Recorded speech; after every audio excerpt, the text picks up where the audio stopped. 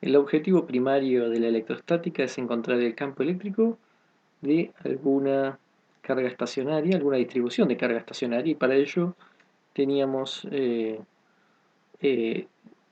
la ley de Coulomb puesta en términos de campo eléctrico, ¿no? Y tenemos una distribución continua, por eso en la forma integral, como ya lo habíamos visto, ya sea una distribución lineal, una distribución de superficie o una distribución de volumen, que es lo que tenemos acá en este caso. Lamentablemente a veces estas integrales de este tipo pueden ser difíciles de calcular, eh, inclusive para algunas configuraciones de carga que pueden ser simples. A veces podemos aprovechar la simetría y utilizar la ley de Gauss, como hemos visto, pero la mejor estrategia generalmente es calcular el potencial, que también hemos visto que lo podemos calcular con una fórmula parecida, se deriva del campo eléctrico, que es 1 sobre ρ r' de tau prima. Entonces habíamos visto las facilidades que teníamos con la ley de Gauss, pero también las ventajas de utilizar el potencial eléctrico. Pero todavía esta misma integral del potencial a veces puede ser muy difícil de resolver analíticamente, inclusive en problemas en los que tenemos conductores, el mismo ρ a veces no lo podemos saber de antemano, ya que la carga está libre de moverse por cualquier lado y entonces lo único que podemos controlar es la carga total, o a veces también el potencial de cada conductor. En estos casos, entonces puede ser importante utilizar, por ejemplo, la ecuación de Poisson, que era Laplaciano de B igual a menos ρ sobre epsilon 0. Ya habíamos hecho una introducción a la ecuación de Poisson, también a la ecuación de Laplace. Y ahora esto vamos a entrar un poco más en detalles porque va a ser útil. Con condiciones de borde apropiadas, la ecuación de Poisson es equivalente entonces a la formulación potencial que teníamos, ¿no? Acá tenemos el B de potencial. A veces vamos a estar interesados en encontrar el potencial en una región donde ρ sea igual a 0. Si ρ es igual a 0 en todos lados, por supuesto B sería igual a 0. Y no hay nada que hacer. Pero no es lo que estamos diciendo. Lo que queremos decir es que pueden haber lugares donde hay carga, pero nos centramos nuestra atención en los lugares donde directamente no hay carga. O sea, no en donde en todos lados ρ es igual a 0, sino en algunos lados no va a haber carga y en esos lugares la ecuación de Poisson se reduce a la de Laplace, donde este lado pasa a ser 0. Escrito en coordenadas cartesianas, vamos a tener derivada segunda en x, más derivada segunda de b en y, más derivada segunda de b en z, igual a 0. Esta fórmula va a ser muy fundamental a la electrostática, tanto que uno directamente podría decir la electrostática es el estudio de la ecuación de Laplace. Por supuesto, la ecuación de Laplace es mucho más que electrostática. Aparece en muchos lados, aparece en la física, en la parte de gravitación, en la parte de magnetismo, en la teoría del calor y muchas otras. En matemática también aparece, digamos, esto es un objeto matemático, pero encima es útil para algunas ramas como la teoría de funciones analíticas. Entonces ahora vamos a ver las distintas versiones tomando en cuenta las dimensiones. Primero vamos a ver la de una dimensión. Supongamos que el potencial B depende de una sola variable, x. Entonces, la ecuación de Laplace, simplemente estamos en una dimensión y es esto. Por supuesto, una segunda derivada de una función de una variable igual a 0 implica que b de x tiene la forma de una recta, mx más b. Derivamos dos veces, recuperamos el cero. Contiene dos constantes indeterminadas, m y b, correspondiente a una ecuación diferencial de segundo orden. Se fijan para cada caso particular por las condiciones de borde de cada problema.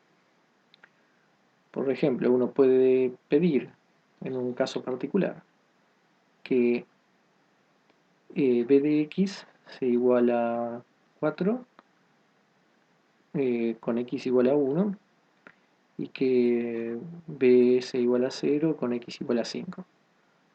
Bueno, entonces vamos a tener, si en 0 vale 5, si en 5 vale 0, mejor dicho, entonces b es 0,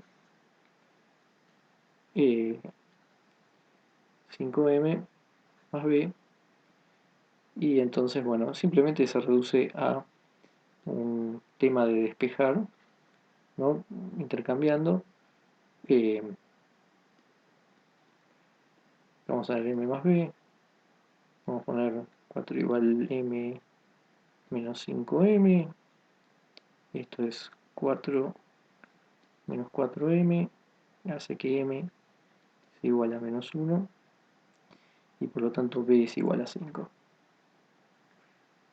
Bueno, esto es simplemente ver en qué consiste en una dimensión, ¿no? El b final que nos queda es menos x más 5. Acá lo tenemos graficado entre x igual a 1 y x igual a 5. Y vamos a ver dos observaciones que pueden ser obvias en una dimensión, pero tal vez la generalización ahí pasa a ser algo importante. La primera observación es que bx es el promedio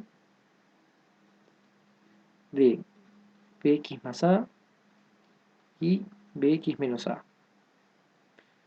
ya que tenemos que bx es igual a un medio de bx más a más bx menos a.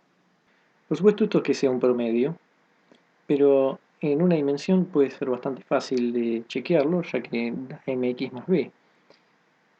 Si b de x mx más b, entonces vamos a reemplazar esto sabiendo quién es b de x, un medio de m, pero en vez de x ponemos x más a más b, más, ahora ponemos m x menos a más b. Entonces esto es igual a un medio, tenemos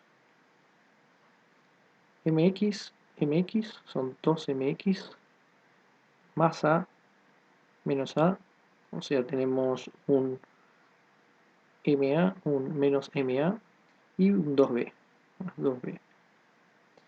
Esto con esto se cancela, el 2 se cancela con el 2 y con este 2, haciendo que me quede mx más b.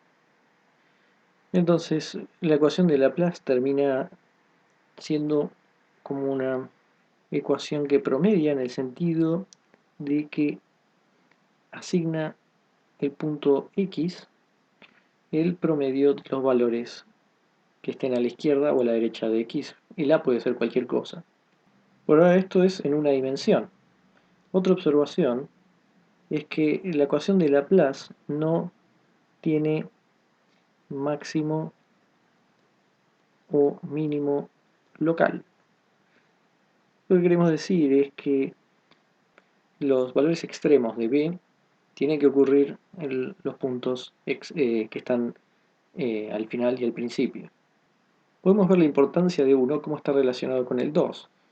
Si existiera un máximo o mínimo local, entonces tendríamos algún desbalance de un lado o del otro y ya no podríamos tener tan fácilmente este promedio. Un lado sería más grande que el otro y ya no tendríamos el promedio.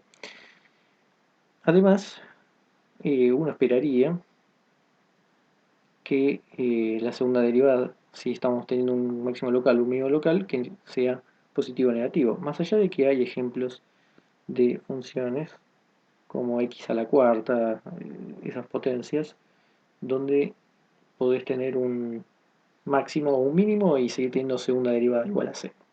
Pero nos da cierta información sobre lo que puede pasar con un máximo o un mínimo, que la segunda derivada sea igual a cero. Ya te pone una barrera sobre qué funciones pueden ser.